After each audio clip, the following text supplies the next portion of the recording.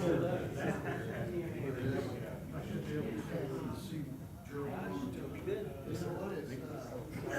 okay? How are you doing? I should be able to. I pulled them up in this order, so. I know. Well, I believe it's 5 o'clock, time to start our study session. That being said, Summer, will you call the roll, please? Commissioner Patterson? Here. Commissioner Norwood? Here. Commissioner Siragusa? Here. Commissioner Roberts? Here. Commissioner Stallings? Here. Commissioner Orr? Here. And Mayor Mason? Here. Present. Item number 2, at the Commissioner's request, discuss any item of concern on the regular session agenda.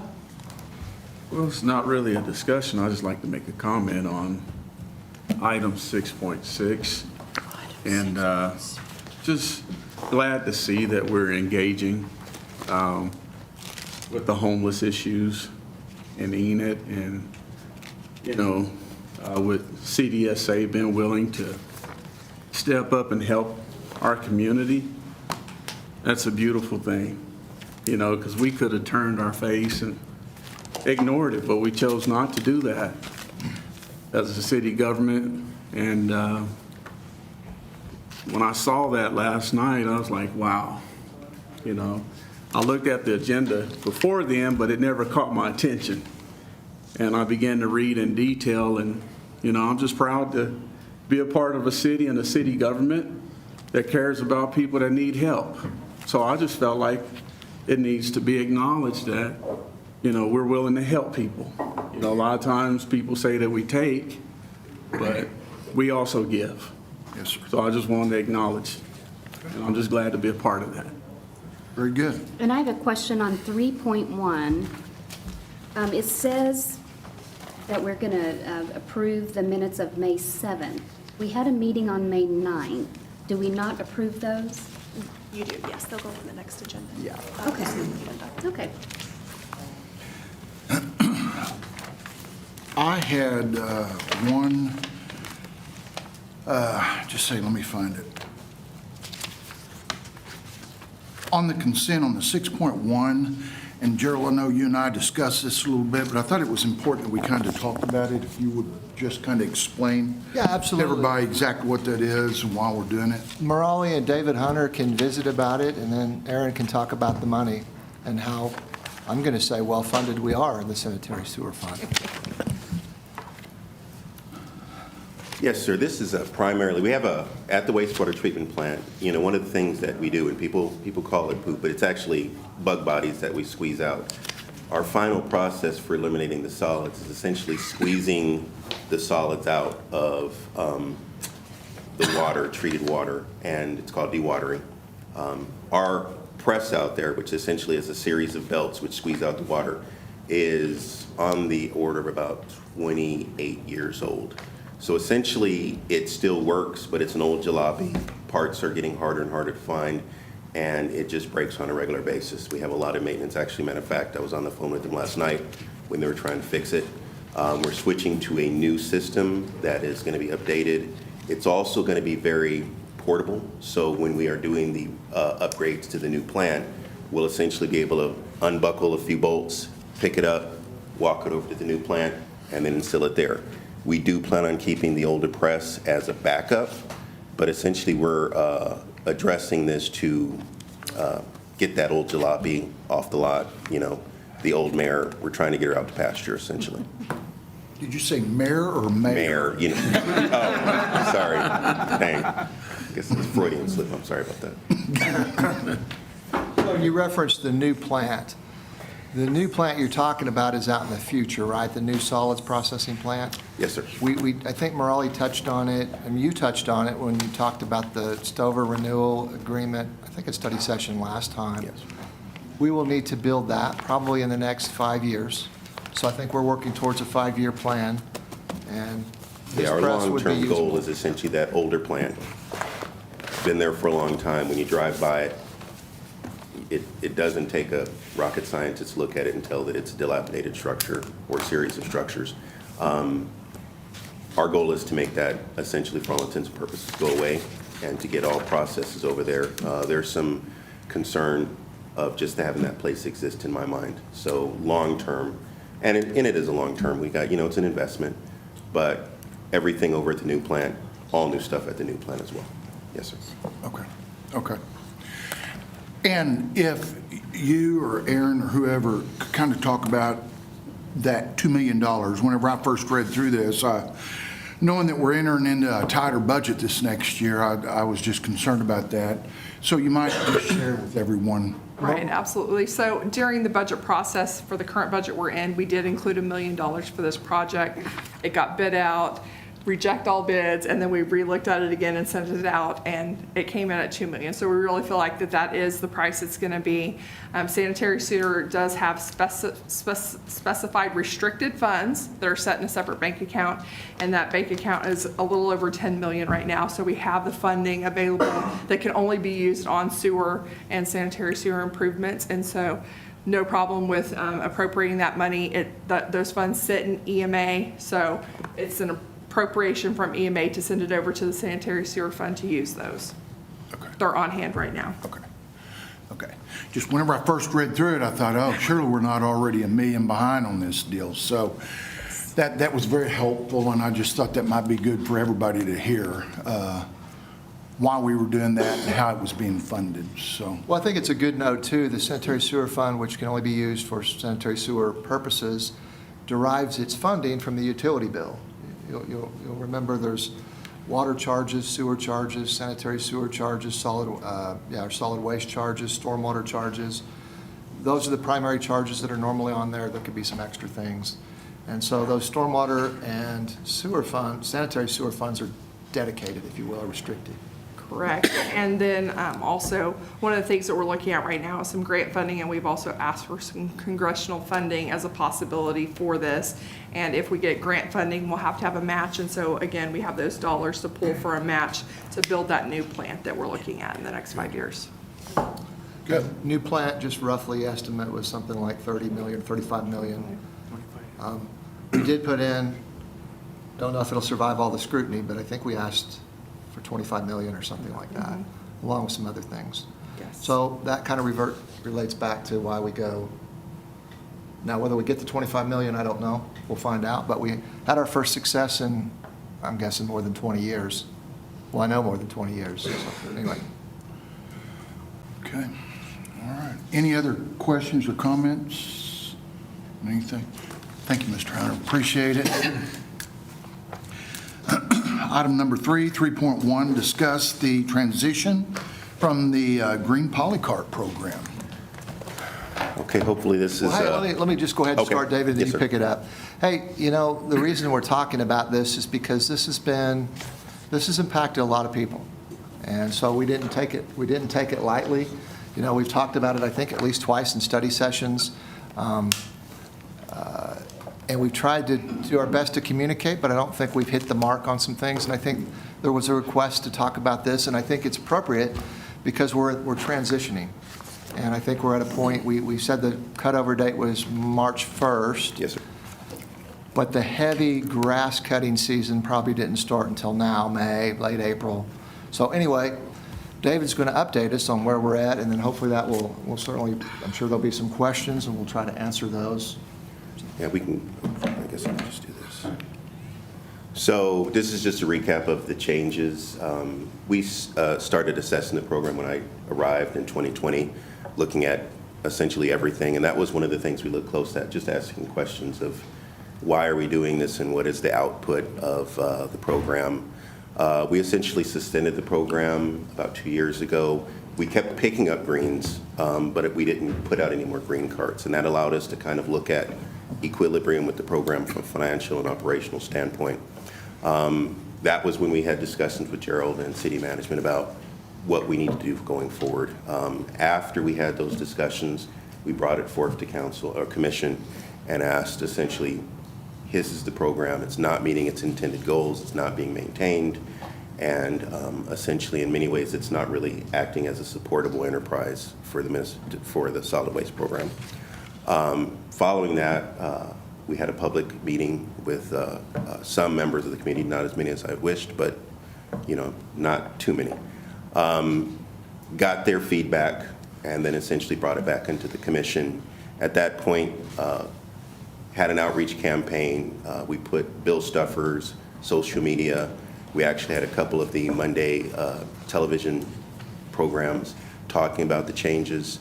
I think one thing that was a learning point is there's probably more blasts that we could have done. I don't know fully what we could have done, but one of the things that I've learned from talking to people in the middle of the supermarket at Walmart or whatever is just people didn't know. And I think people have the information in the back of their bill stuffer, but they don't look at it. And there is stuff posted on social media, but maybe they swipe right or whatever, and they don't look at the City of Enid green card program when we post it. So there's probably something we could have did and maybe investigated ahead of time, but there was and still does seem to be a significant number of people who call up asking, how do I do this? So we're still working on that, and we investigate, we learn, we do better. Following that, we essentially stopped the program March 1st of 2024. We did have a big increase in requests for blue cards, requests for green cards pulled up, and essentially people just calling, asking questions about how do I get my greens picked up? What do I do next?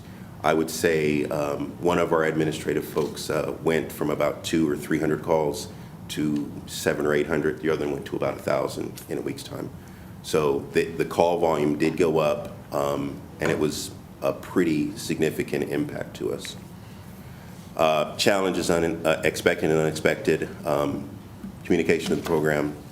One thing that we did find out, and apparently this was more of a legacy problem than I understood, there were some back-end network system issues with the phone. We didn't realize that people actually weren't getting their phones called or answered. There were some people that we found out called multiple times. We didn't hear from them. We've since been working on that with the vendor and actually set up a queue, kind of like you call in, just like you call to T-Mobile or OG&E, so that it sets up a situation where you call up, there's a message, you have options. We did not have that before, which I thought we did, and that was, I guess, my fault since I didn't even call in. We did have increased demand, and once again, I said call phone issues. So remedies, meeting, communicating, meeting with Gerald, meeting with the vendor, talking to a lot of customers. Like I say, you'd be surprised how many people realize who you are in Walmart when you take away their green cards or change a program. But I have had a whole lot of conversations in Walmart, and almost all of them were good, but it took a while for me to explain why we were doing it and what we were doing. But that's part of it. Just a lot of people were not upset.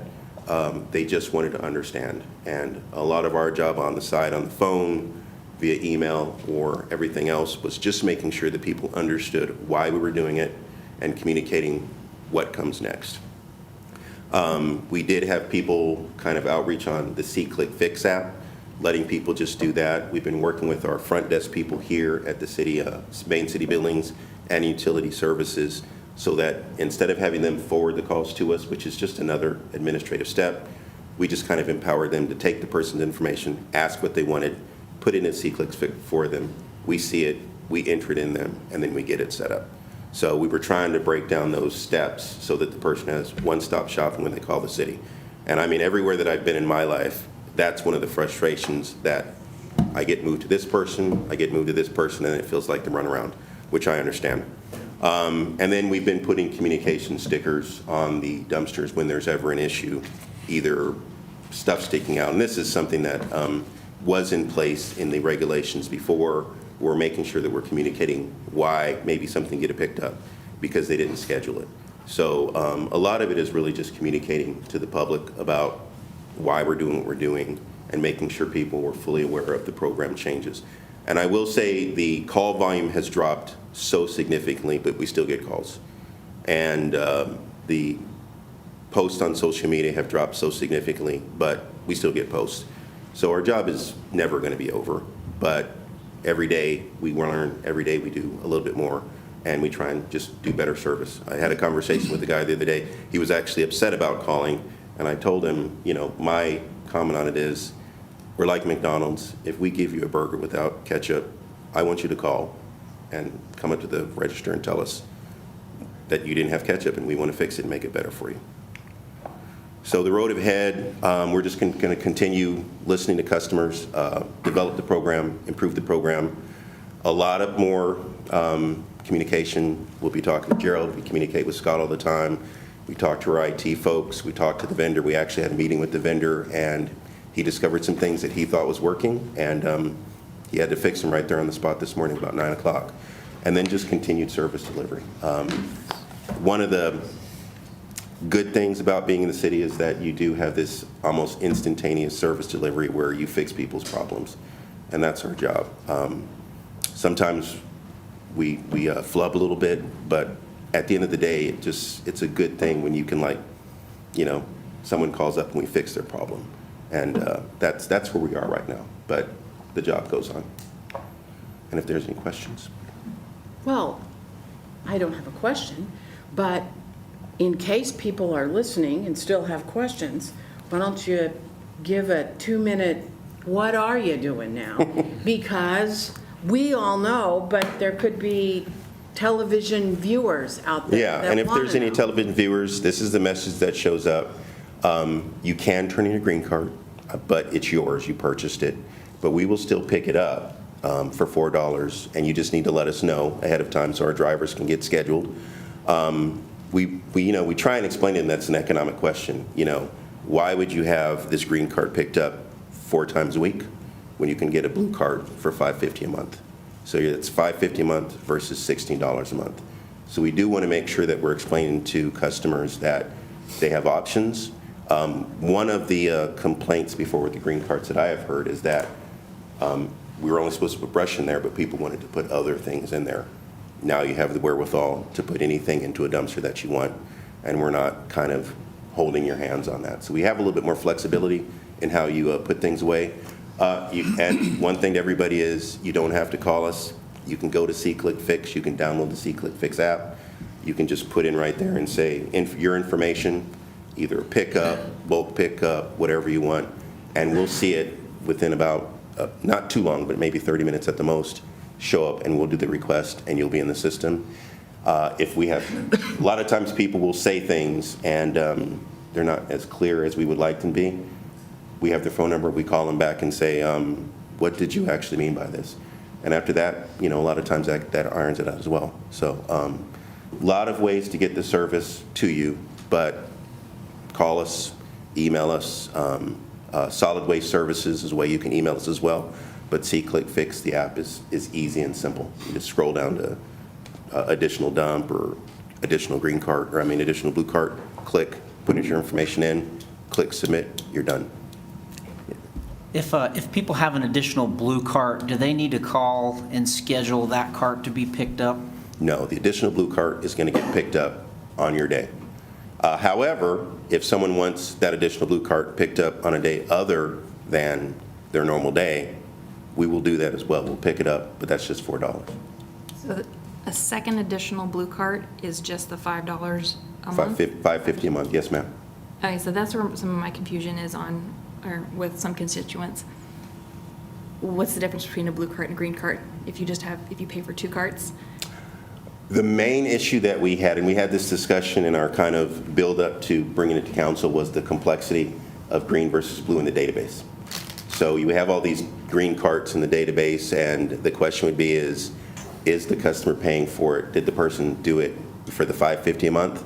And because the green carts were purchased and they have a tendency to get feet, so even though my house, when I moved in there was a green cart, when I moved from there, I theoretically could take it, and then I could put it out at the same time, and if they pick it up, they don't know if they're charging me or not. So there was some back-end database complexity with doing that. We could have done it.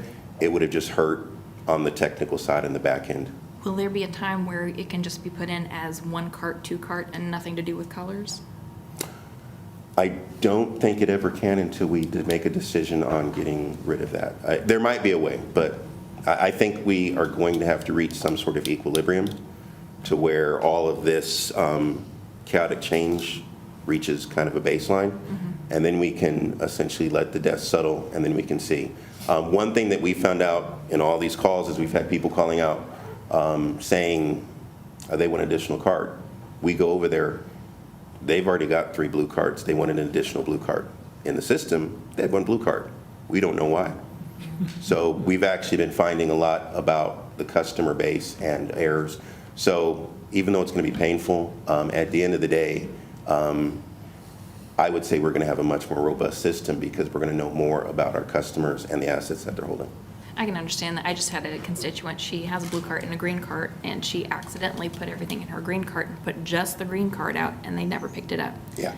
So you can just see where the frustration is. Yeah, yeah. And that would be just, for that one, I would say just call us up. Almost every time someone has just called us up and told us, hey, I messed up, I put it in here, we just send a driver out and go get it. Are you going to charge them for that? That's been a case-by-case basis. So I can't promise that we won't, but a lot of them that we have not, especially in this initial phase. And that's during the transition. Yeah. That's the problem we'll get into if we go and pick out up a cart, because as we transition to where we're at now, I think your team's sending a monthly billing to utility services. So Yes. however they figure that out, that's how utility services bills the extra $4.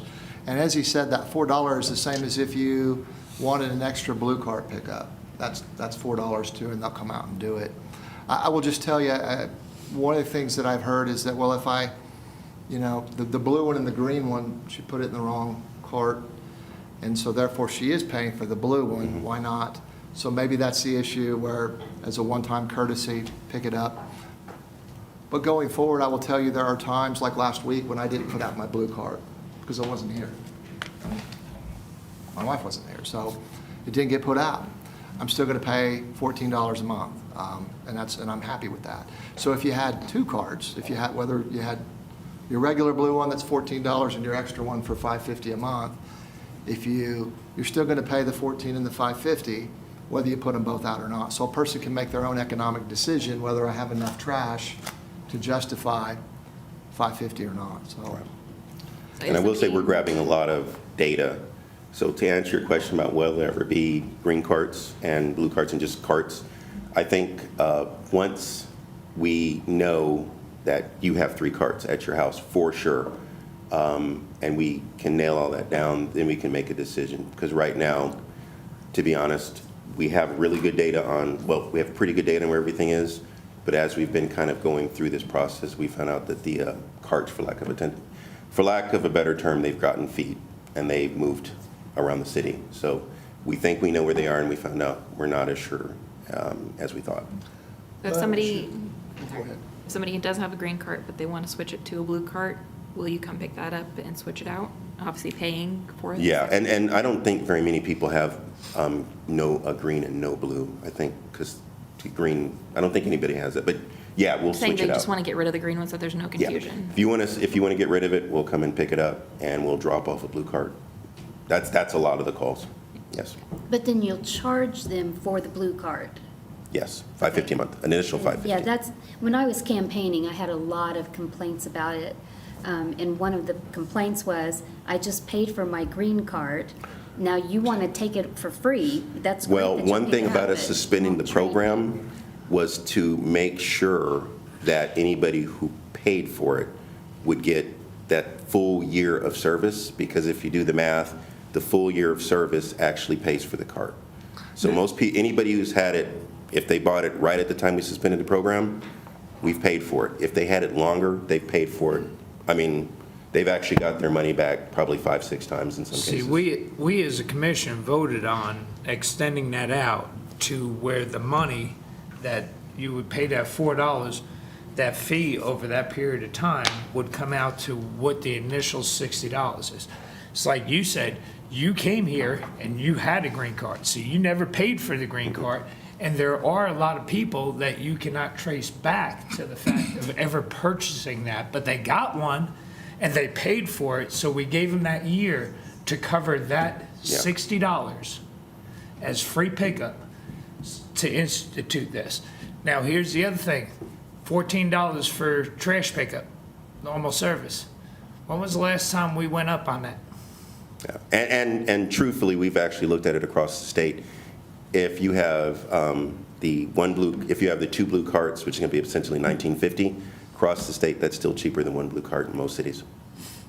So even if you have 2 blue carts, we're still giving you a pretty good deal. Rates haven't changed, I'm going to say in at least 10 years. It's probably been longer than that. But I did just want to clarify, because I know my memory gets foggy, and I know I say things. We did not sell any green poly cards, to my knowledge, after October of '22. Yeah. And that's part of what he talked about. So anybody that told you, hey, I just bought the cart, They haven't it purchased. might have been in October of They didn't buy them from us. They '22 didn't buy before. it from us. October So just, Well, but in there, yeah. In their mind, they, Just- I just and I bought it. understand that, I just bought it, it's been a couple of years, I didn't get my money's worth, but truthfully, that was the reason we suspended the program when we did, to give people that time of service that was equivalent to them having a blue card and paying $5.50 a month, which essentially would have been about $60 for the year, which would cover the cost. This has been one of the most challenging things that I can think of. And it is because it affects so many people. Yeah. But I will say, if the green poly carts all eventually go away, that's probably best. But you can still use your green poly cart with the pickup. We have fewer than we did before because we picked some up, or people have gotten rid of them, or they've walked. So I went out actually just the other day to a guy that kept calling me saying his cart didn't get picked up. And I wanted to make sure and verify, because the old green poly carts and the old blue poly carts look Very very similar. similar. And if Yep. it's dark, and the lids are the same, they're black. But I did verify he had a blue cart. It just didn't get picked up, but he has a disability pickup. But I think he might have had, where you were talking about where we're trying to communicate with the customer better, I'm not sure what he had, but we're going to find out. Disability pickup's a different thing, where if you call in and we mark the curb and the driver gets out. One other thing I want you to cover, just because it's important, as we try to communicate better, I hear sometimes that when I hear about a trash problem, if it's not the green poly cart thing, it's about my trash didn't get picked up, my trash didn't get picked up. The biggest issue with getting your poly cart picked up is make sure you have it out by 7:30. I know, because my driver comes by every day, or not every day, once a week between 7:45 and about 8 usually. And so I know if I don't have it out there, it's not going to get picked up. Sometimes when my driver, I can tell if it didn't get picked up early, I might have had, there was a different driver. So anyway, that's one of the key things. The other thing I'll hear sometimes is it may be overstuffed. I mean, and I'll hear, well, why didn't we just, if we got out to put a sticker on, why didn't we just pick it up? Why don't you explain why we don't just pick it up then? And that's just an education process, and this is just the same thing you do with the students, not to say residents or like little kids or anything. And I saw this, I went on spring break on some college visits to South Texas with my daughter, and I'm a weird person who goes to wastewater plants and looks at solid waste when I'm on vacation.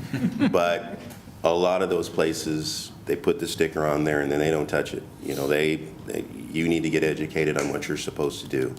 I think we do a lot more for our residents. We do come back and pick it up. If we missed your trash and you call us up, 95% of the time, we're going to be out there about 3 o'clock that afternoon or even later, and we're just going to pick up your trash. We're not even going to worry about it. We're going to be like, just leave it out. We get on the phone with the driver. I will say one thing that I have learned personally is our drivers do actually take their routes very, very personally. They're very conscientious about them.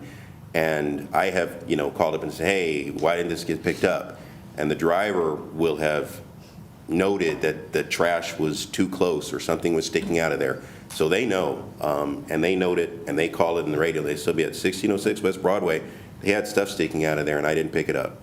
So almost all the time, when a resident calls up, we are already aware that there was an issue at that house, because they do actually take it very personally on their routes.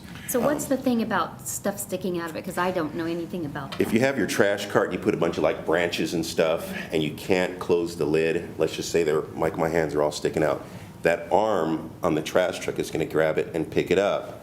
When it goes up to put it into the receptacle, because those branches are there, they're actually going to, the trash isn't going to go in there because it's going to hit. It's designed to have a tight-fitting space for the trash poly cart to go into that receptacle, for wind and stuff like that, so the trash doesn't blow away. So if you have stuff sticking out, it actually exceeds that volume. It's like some engineer really designed it very well.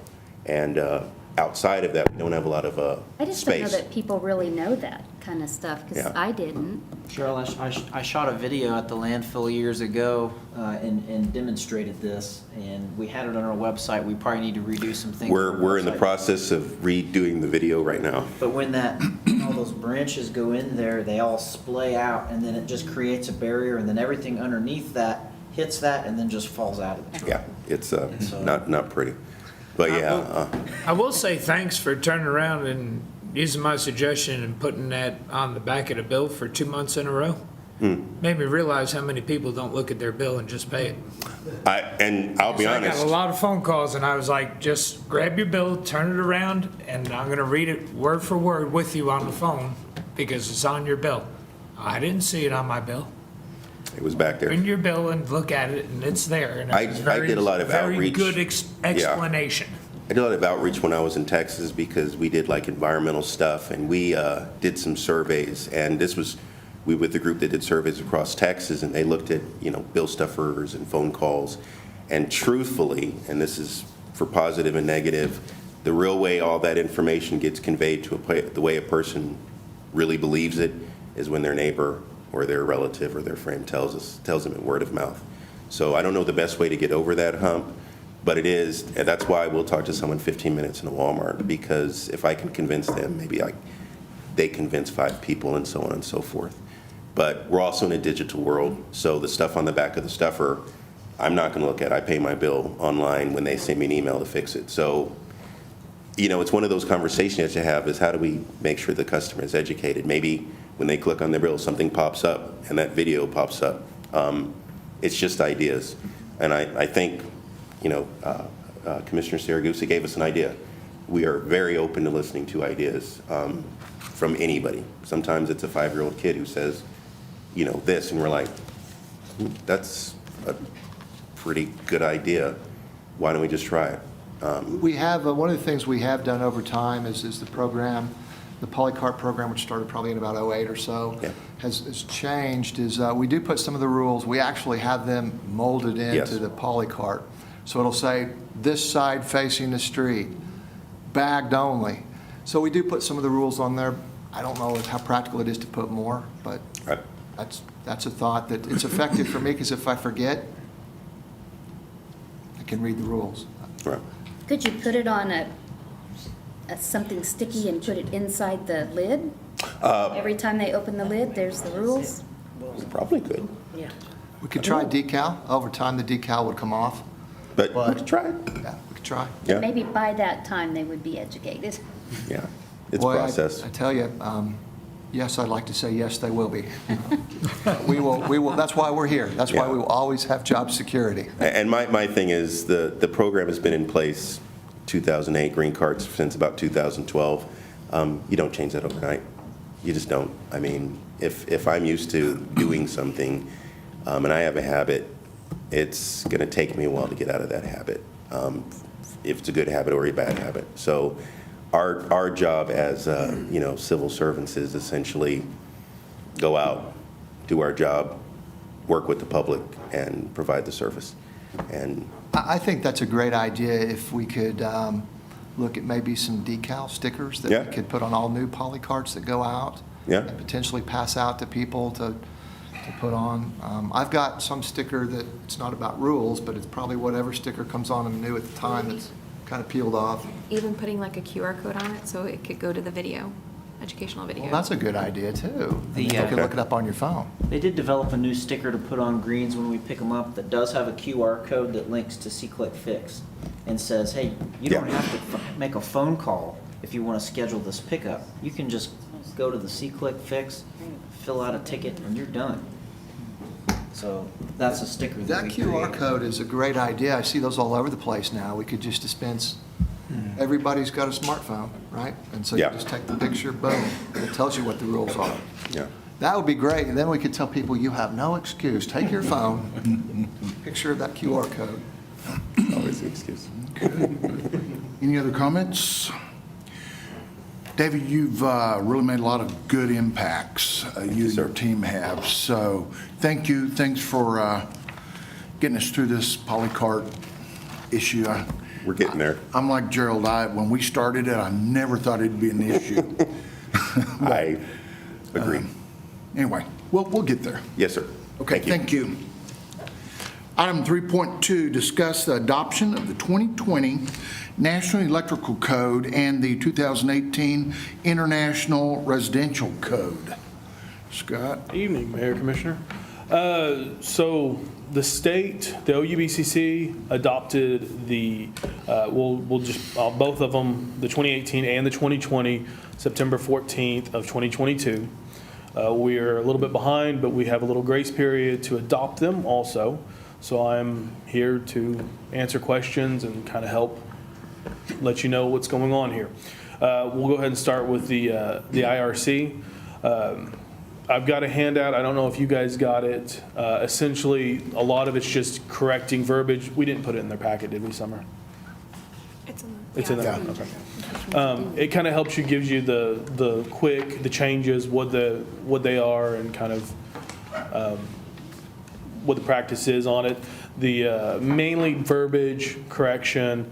One of the big things that we're going to be dealing with is that they are requiring a disconnect on residential and commercial units now. So the electrical disconnect, I was talking to the chief earlier about this, and it's for their safety. So when they can come in, they can de-energize the entire house by just pulling the disconnect instead of having to go in the house. That's the biggest one that we're having a lot of questions about right now. Still kind of looking into it. One question was, is the transfer switch on a generator good enough? The answer is no, because the generator still provides power to the house, and we want to cut all power, so they're just fighting fire, not electrical. Is that the disconnect where you open a box and you pull the copper thing? There's a couple of that different connects out? Most of the time on commercial, you see it as a lever. Sometimes it is a pull switch. It's just got to be readily accessible to life safety. That's the biggest one we had. I was reading that saddle taps are no longer allowed on mains, which I don't understand because the IRC doesn't cover public utilities. So that's not something we'd interest in. But a lot of it's just the different way we're calling stuff. And so really, you guys have any questions? I don't have much. We have to follow what the state does, right? I mean, it's not an option. for Correct. us. We can be more restrictive, but we can't be less. Correct. Okay. So this is, I took it before the Construction Board of Appeals, and they unanimously agreed that this is to suggest to adopt this. Like you said, it's before the state. We really don't have a choice in the matter. We have to adopt it. One of the things we do want to look at and ask for your guidance on is to say, do we want to adopt this when the state adopts it? That's one thing that we also are looking at. I think that makes a lot of sense. Maybe within some time frame of when the state adopts it to allow a transition period. Right. Because currently our ordinance says we've got to come here and there's got to be an affirmative vote of the commission to change it, right? Correct. We've got to go through because the ordinance calls out the 2015 right now. So we have to actually change that to a 2018 IRC or the 2020 NEC. So would we then just pass a resolution that that's how we were going to do it moving forward, or? That would be my understanding. Carol, do you have any input on that? Is it a resolution or? If there aren't massive changes, a resolution would work. But, there's those little, not necessarily in the weird electrical code, but in the other ones, they have those spaces. Correct. So I would bet that we would probably, 3/4 of the time, we would probably do an ordinance. But if it was a simple one and there aren't any changes and there aren't any of these gaps, then yeah, a resolution will work. Okay. And what she's talking about is in the IRC, in the NEC, it says the jurisdiction, and then we have to fill in Yeah. that jurisdiction. So it has Or- to, we adopt that it's the city of Enid, or And the you- frost line, or these technical items. that are already laid out in our ordinance that we already follow. They just need to be transferred from that ordinance to whatever new ordinance it is. And make sure that it's matching the same line item on the Well, pages. and it's however you want to do it. I don't personally see why it has to come to us. Okay.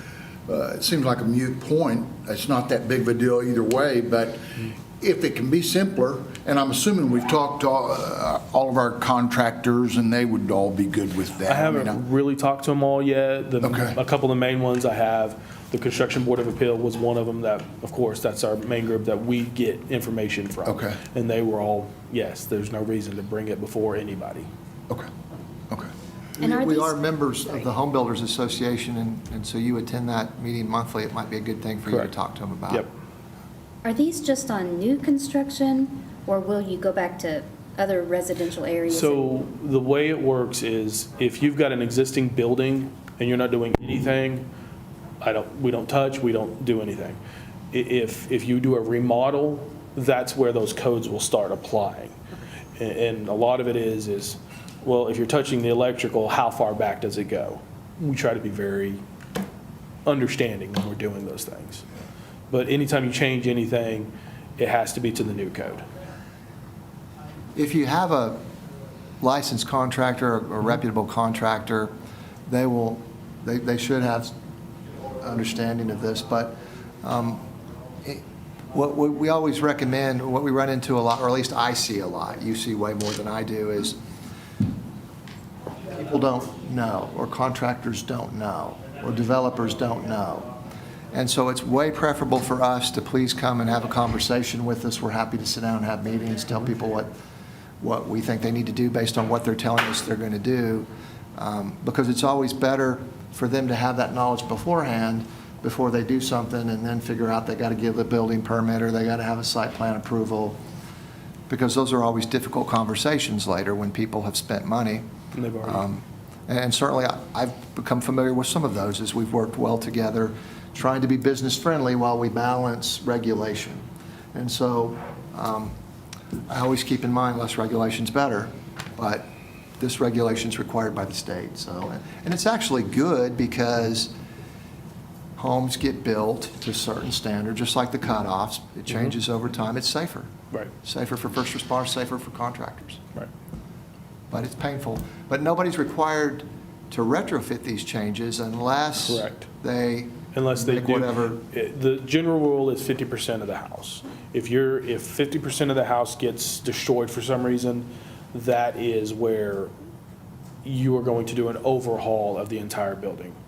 That, at that point, you do need to rebuild the electrical and you will have to bring it up to code. Kind of like building a brand new house at that point. Does the retail stores that sell the different type of units, do they have to come into the compliance with the state laws as well, or can they continue to sell things that are out of compliance because we're getting ready to change? So you're asking, Ones without the cutoffs, Correct. the standard of today, because that can be confusing for a lot of contractors. Because if you can go and buy something that's out of standard, and then you install it and you're unaware of the ordinance, you know what I mean? And It can so create confusion, you that's wasted where money. One of the things I want to do before we actually adopt all this is to send out letters and just try to educate the best we can. But no, retail stores don't have anything that I could say you can sell, because you can go to Walmart and buy, I don't know, a GFI that's not arc faulted, and it's supposed to be arc faulted, and you can install it incorrectly. Something like that, that's where it's the contractor's responsibility to know. But no, the retail stores aren't. Lock Supply, they're not. Hopefully, they do know and they do respond well, but. Yeah, that's what I was getting to. Yeah. I was just wanting to know if they're updated as well, for an example. I would hope so, but I don't see any reason they have to be. Okay. Anything else? Were you going to read all this into the record, or? I mean, if you would like, do you need an app? No, I don't. I'll read it later, Okay. but thank you. It was just for information to kind Yeah. of help guide. A lot of it, like I said, is verbiage change. A lot of it is just minor tweaks as we go through every year. It's updated every 3 years, both codes are. So that's where we kind of Well, go through Scott, it. thank you, and Thank you, sir. We appreciate your team. Thank you, sir. Everything that they do, so. Item 3.3, update on the Oakwood Bowl Entertainment Center from Scott Mathis. I will, and come on up, Scott, You can come on up to the podium, or Sean, I'm sorry, did I say Scott? I meant Sean. So I was one that asked Sean to come. I had the opportunity to go out to Oakwood Bowl, and they were having the 6A state tournament, I think, out there. Or Oklahoma High School State. That's what it was. And I was amazed how many people were out there at that function. You could barely walk around. And then Sean actually took me around and showed me. It'd been a long time since I've been out there. And boy, they have made a lot of updates. So I know that each one of us talked to a lot of our constituents about what are you doing for Enid, right? What is there to do in Enid? I started looking around. There's a lot to do at that one location. So I asked him if he would come and give us kind of an update of what they've done and what's available out there. So welcome. I'm glad you're here. Thank you for taking me up on it. Thanks for having me. So, first off, I want to tell everyone thank you. I'm nervous as all get out because I don't speak in front of people. My place is behind the desk to people that I know every single day. So, between all of us at the bosses, we all wrote me a little speech. And the pictures don't match anything I have to say, other than you'll see different things that I talk about in the pictures. So, here we go. Hello, I'm Sean Mathis from Oakwood Bowl, Enid's Family Fun Center. First, I'd like to say thank you for taking the time to come here and hear me speak about what Oakwood Bowl has to offer for this fine city.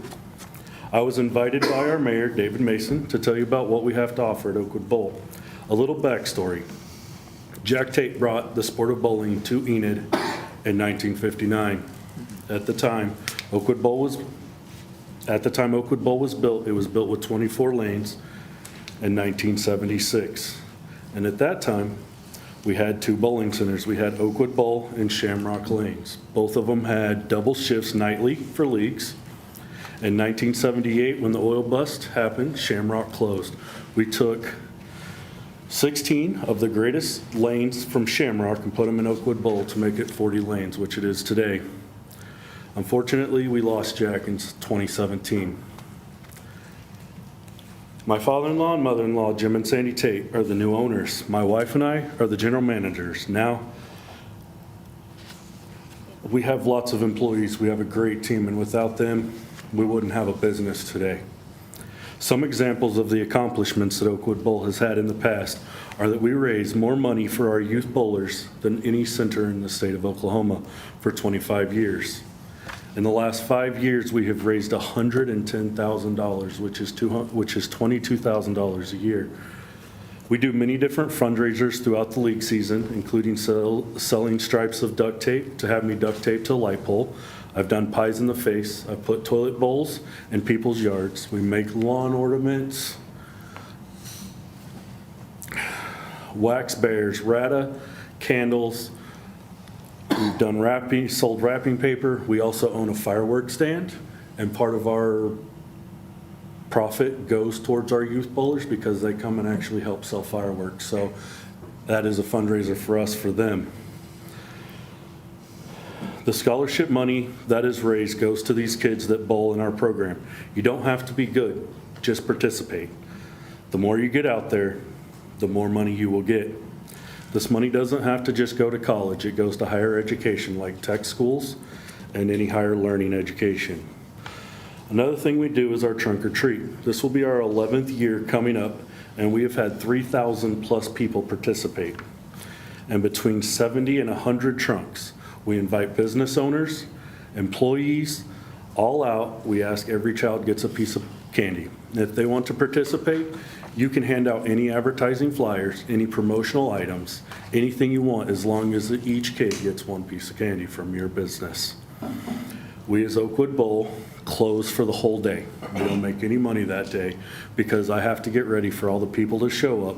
It is a completely free event to the community. It's a safe place to attend Halloween festivities. Oakwood Bowl has been doing an after-school bus program for 30 years. The last school year, we had roughly 300 kids, which is down from 600 in our program. We pick up different schools Monday through Thursday and bring them to Oakwood Bowl, where they bowl, get shoe rental, a drink, snack, and a $5 game card. Parents then pick them up at 5:15. Pick them up at 5:15. During break time, they can visit the arcade and our bumper cars.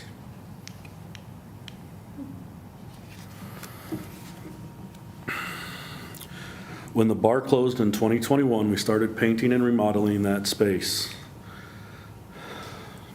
to turn it into an 8,000 square foot arcade. It also has a redemption area. It also has a novelty candy and an ice cream shop. When we moved the arcade to the bar area, we had 12,000 square foot empty and needed to fill it with something. We did a lot of research on things that were exciting. He mentioned that he goes on vacation and goes to landfills. I go on vacation, I go to bowling centers and FECs and arcades and things like that. And we also did research on what Enid didn't have. That's how we decided to put in our attraction. Our bumper cars aren't your typical grandma bumper cars. We have 4 bumper cars like that. They spin in circles when bumped in the proper area. And we have 3. These are flip zones. They spin in circles and will also flip you upside down. Another thing that we are involved in is Oakwood Bowl is the Area 6 Special Olympics Bowling Center. I am personally a certified coach. I work very closely with the Special Olympics of Oklahoma. In 2017, I was awarded the Cherokee Strip Area 6 Volunteer of the Year. High school bowling is a free program. This is the program that we invited our mayor out. It is free to all high school students in and around Enid area. Here in Oklahoma, we have been doing this for 21 years. The way we make this a free program is we get sponsors that support the program. In the state of Oklahoma, we had 220 schools, around 2,300 students that bowled in this program this year. Every couple of years, we have the opportunity to hold this high school bowling state tournament at Oakwood Bowl. It was a huge honor to have the mayor come out and give his proclamation. And he got to see Oklahoma's best high school bowlers. The championship tournament is the top 16 boys teams and the top 16 girls teams representing their high school for first place in the state of Oklahoma.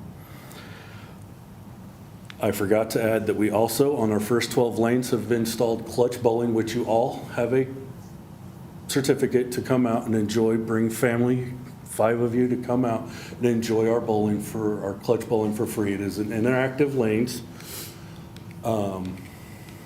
That's all I have of those. So, to finish, we do lots of different things to help support the community. We try to sponsor most school-related activities. We bought a candle business. We make candles for different fundraisers. Different organizations use our fundraisers. We also offer a 50-50 bowling fundraiser for organizations, churches, and schools. With the 50-50 fundraiser, the customer pays a price, and that money is split evenly between us and that organization. Oakwood Bowl has done this fundraiser for Nick Shackelford when he found out that he had cancer. We did this, and the community showed up and showed off during that time. We also have held fundraisers for United Way for the city of Enid. We've also held fundraisers for Bowling for Babies. Oakwood Bowl loves to help the community in any way we can, and when we are asked, we would love to continue to be a staple here in Enid for many more years to come. Again, I am Sean from Oakwood Bowl, Enid's locally owned and operated family fun center. I appreciate your time and patience. I would now like to open it up to any questions you may have for me.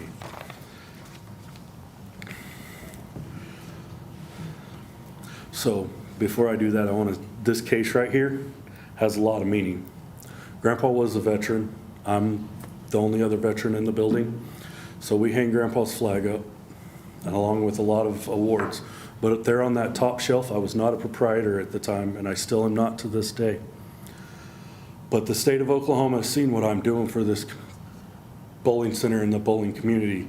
They awarded me the Oklahoma Hall of Fame Proprietor of the Year medal. Because the way the fundraisers work, a few years ago we were raising about $8,000 in fundraising, because I believe kids, if they don't go to college, we're doing them a disservice. And so I stood in front of all my youth bowlers and their parents 5 years ago, and I said, look guys, next year we're gonna raise $15,000. Everybody that knows me in the state of Oklahoma told me that I was full of it, because there's no way that a bowling center is gonna raise $15,000. I surpassed that and raised $56,000 that first year. Wow. So that's why the state of Oklahoma has started awarding me the Hall of Fame Proprietor of the Year, the Volunteer of the Year, because like he said, he goes to Walmart and people stop him for 20 minutes.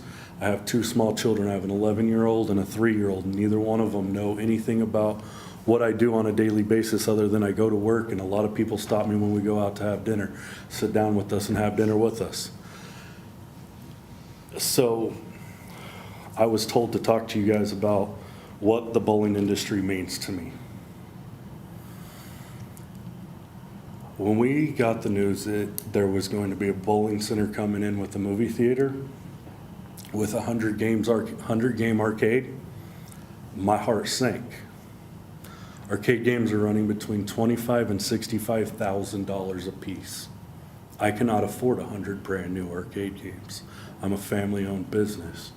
In fact, for the first time in all the years that the bowling alley has been open, I have raised all of my employees' pay. But that's only because I have the support of you guys out there helping me bring more community members in there. So I've gone from minimum wage, and all my life, every time I've been there, I've gotten paid minimum wage. I just started paying all my employees $10 an hour, which isn't comparable to any business in this town, because they can go to McDonald's and earn $13 or $14 an hour. So that's why I was asked or told by one of gentlemen I know to tell you guys talk about what I know. I know bowling. I know entertainment. I know what I like to do to have fun. There's my children in front of our Sandy's Sweet Shop sign, and my wife. This is our candle business with my son. He's there every day. He starts school this year. We don't know what we're gonna do. We might actually get some work done. Okay, so this was at an event in Enid. We now have a mascot. I have done mascot races. If a business owns a mascot, we brought them all in. We had lots of fun. That's where I'm telling the people that we're going to raise more money than anybody in this town.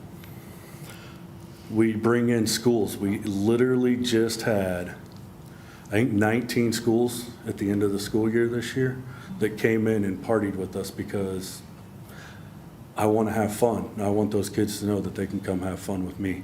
So we discounted a lot for the schools so they can afford to bring all the kids in. This is one of our, after our league, we always do a banquet every year. They won jackets for being first place in a tournament. So this was last year's trunk or treat. This was at the very start of this. I don't even think we were started at this point, because you can't see the fireworks all over the place yet. And I was thankful you guys allowed me to do fireworks last year. This is us painting the arcade. It took us almost 3 months to finish just the painting and get it all moved over there and get it to where it looked like a arcade instead of a bar, and got the smell out of there. This is the 6 of us in front of our wall. So here is our glow lights. As you guys see in your package, you should have like a Moonlight Madness, Family Madness, what we offer there. And that's great. That's the man, the myth, and the legend right there. He's taught me everything I ever needed to know about the bowling business. 5 days before he passed away, he pulled me to his side and he said, never involve the city in anything that you ever do, because he's never had any good luck with the city of Enid.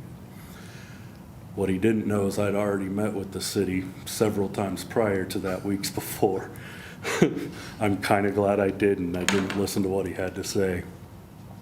I get involved with all the sports teams. I help take them to the schools. I help with contacts I have inside the schools. That was, I believe, that's actually my daughter's classroom when the Aces were here. We've done turkey legs. This is one of the little girls. She volunteered to help cook turkey legs with me. I built me a smoker and I was like, let's do it. We've been in the parade. These are some of the yard ornaments that we done. They're made out of old cracked bowling balls. This is Big O from the Outlaws this year. I don't know if any of you have been to those. He is bigger than my flip zones. He's taller than me and I'm standing on the platform.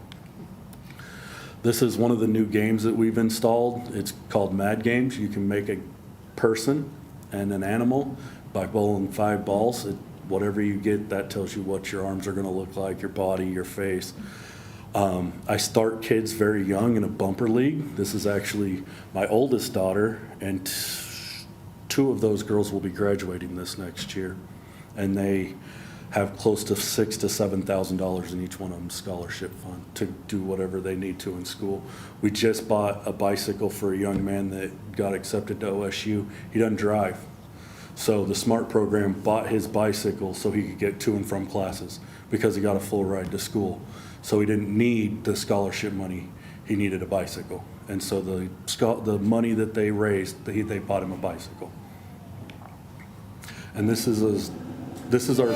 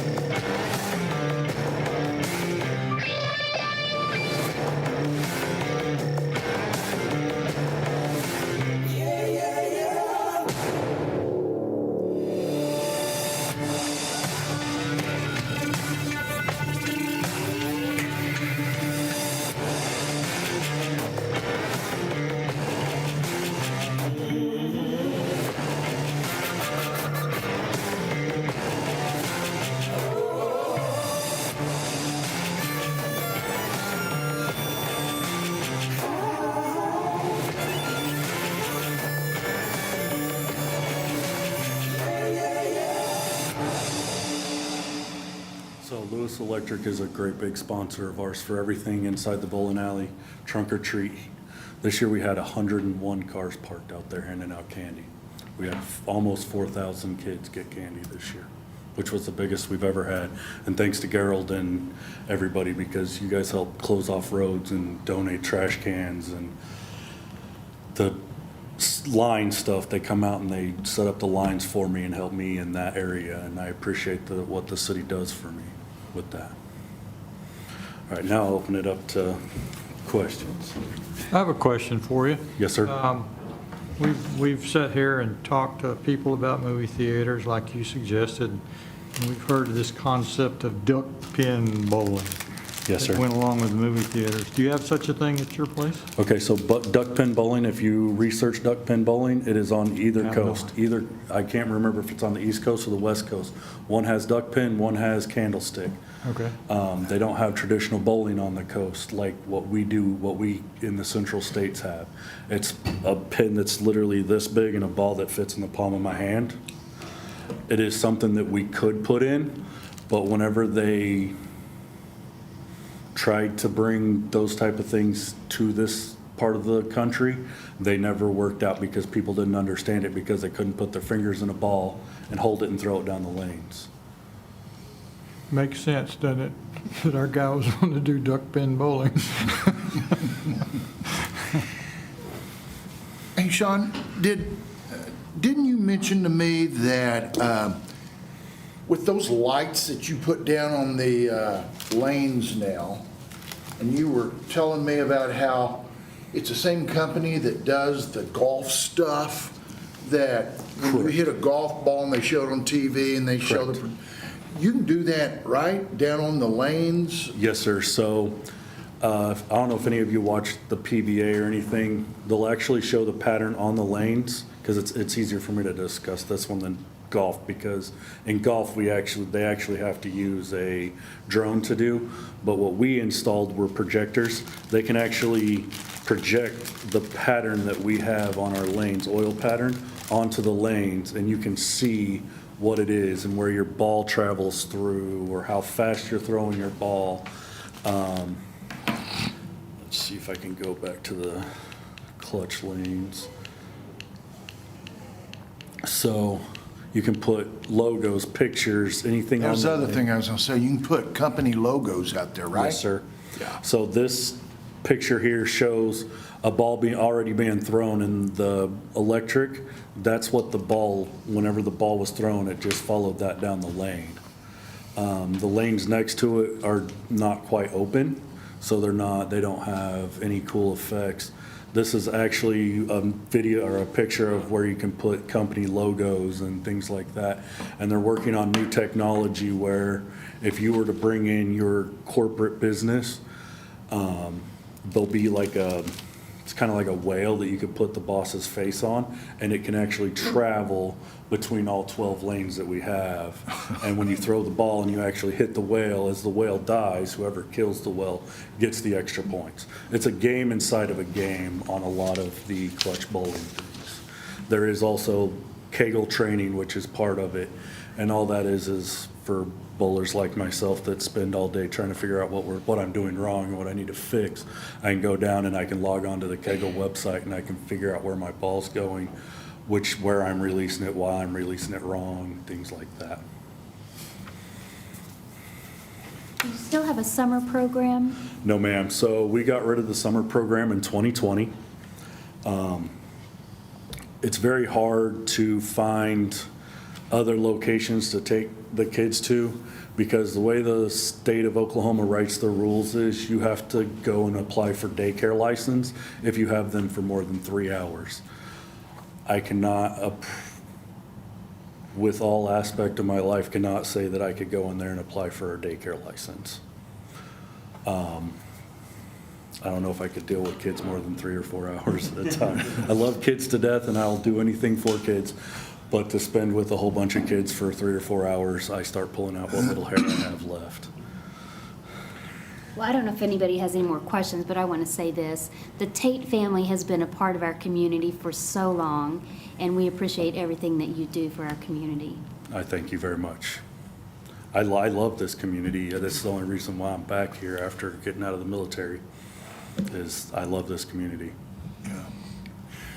Yeah, and I'll just, go ahead. Sean, I want to congratulate you on your award from the Special Olympics Thank you very Coach much. of the Year for Cherokee Strip has a lot of great coaches, Yes, sir. and to be the best of the best in the Cherokee Strip, congrats. Thank you very much. So, Sean, thank you very much for coming in tonight. I know that took a lot of work to put together, and I was just blown away when I was in there. I think it's a hidden jewel that we don't always take time to go out there and see. I was amazed by how techy it's becoming. You know, I see opportunities for business to go out there and put their logos out there, have Christmas parties, have company parties out there. I happened to eat a cheeseburger while I was there. It was outstanding. So just thank you so much for your vision and for what you're doing and stepping up. Everything you've done is in a big way. And I mean, I'm amazed by the trunk or treat. 4,000 kids, you get 4,000 people to show up anywhere. That's pretty amazing. So thank you very much.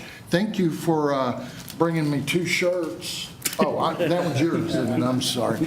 But we do appreciate that, and I would just encourage everybody to go out and support our local businesses. I know we work hard bringing new businesses, but I certainly don't want to forget those folks who've been around for years, pounding it out whenever it was tough, and but we do appreciate everything you're doing out there. So thank you, and thanks for coming tonight.